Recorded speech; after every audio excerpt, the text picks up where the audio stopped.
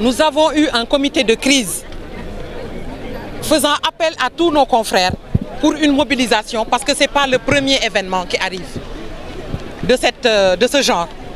Nous avons eu en 2009 un cas de mort d'homme aussi, un jeune de moins de 30 ans qui était au mauvais moment, au mauvais endroit, qui a été tué. On avait fait une mobilisation de la sorte, avec une baisse de rideau d'une demi-journée.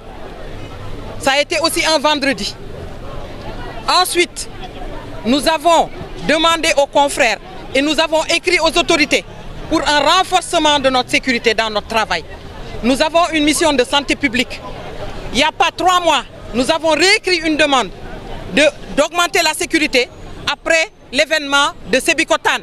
Là aussi, ça a été un cambriolage avec des individus armés de Kalachnikov et compagnie, encagoulés, qui ont attaqué à 20 h. Donc c'est des gens qui sont sûrs d'eux, parce qu'ils savent que à côté, ils ne trouveront rien. Nous n'avons que des vigiles et souvent, ils ne sont pas armés. Nos employés sont exposés, les pharmaciens aussi. À cet effet, nous avions écrit donc, aux autorités pour demander un renforcement vraiment de cette sécurité. Ça a été lettre morte. En tout cas, on n'a pas été saisi pour qu'on nous dise quoi que ce soit.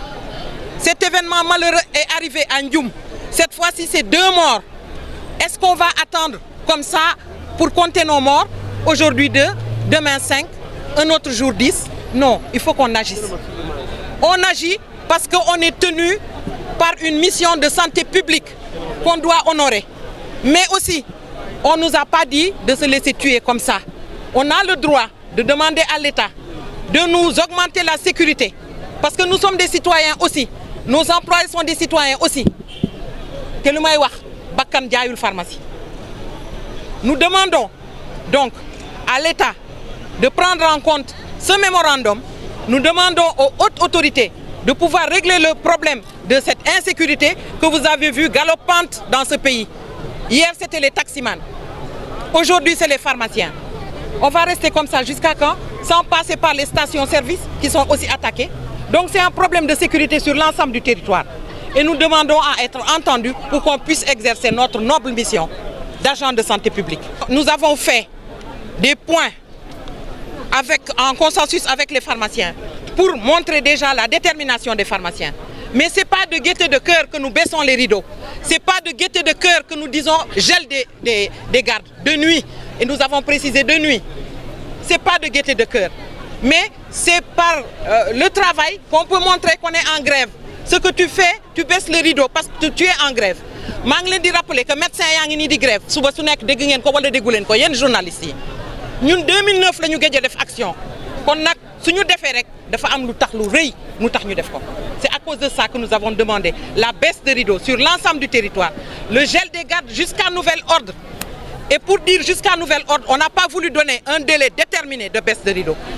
Nous attendons d'être entendus, mais aussi nous attendons de voir, d'évaluer la situation avec les confrères. Nous attendons de partir en assemblée générale extraordinaire pour écouter tous les confrères, pour décider de la durée de gel de garde de nuit. Ensuite,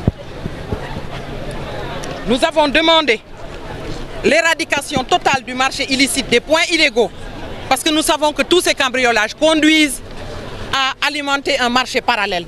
Et vous savez que depuis longtemps, on est en train de crier par rapport à ce point-là. Le marché parallèle tue le médicament. Il est dans des mains profanes, il est dans des mains d'incultes. On ne peut pas laisser le médicament qui n'est pas innocent dans des mains qui ne sont pas professionnelles. C'est ce que nous demandons. Tarir les points de vente illégaux, parce que quand il y a cambriolage, c'est pour alimenter ce marché parallèle.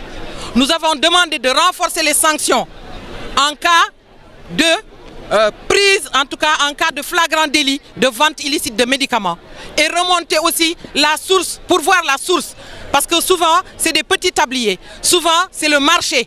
Souvent, c'est les marchés hebdomadaires.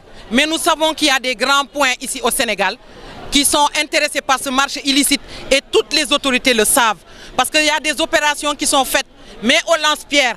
En 2009, après l'événement du cambriolage de la pharmacie actuelle, on a eu un petit mouvement du ministère de l'Intérieur. On a senti qu'ils avaient pris en main les choses. Mais après, comme d'habitude, c'est parti en vrille. C'est la léthargie.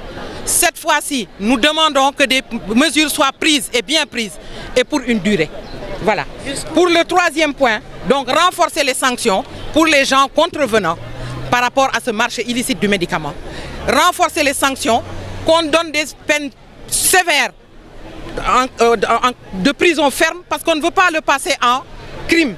On est dans le délit, mais on n'a qu'à mettre les sanctions, appuyer sur ces sanctions, que ce soit sur la durée, la condamnation à prison ferme, mais aussi une lourde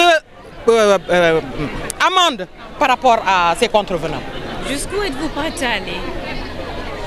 Jusqu'où on est prêt à aller? On est prêt à aller là où nos confrères nous diront d'aller. On est un et indivisible. On est là pour les populations. Nous sommes les premiers à connaître notre mission de santé publique. Nous savons ce que les pharmacies représentent ici au Sénégal. Surtout quand on sait que le secteur public, à partir de 14 h, il n'y a plus personne dans les centres de santé, il n'y a plus personne dans les postes de santé. Ce sont les pharmacies qui sont ouvertes de 8 h du matin à 23 h. Et quand on est de garde, c'est jusqu'au matin. Donc on a cette mission de santé publique que nous respectons.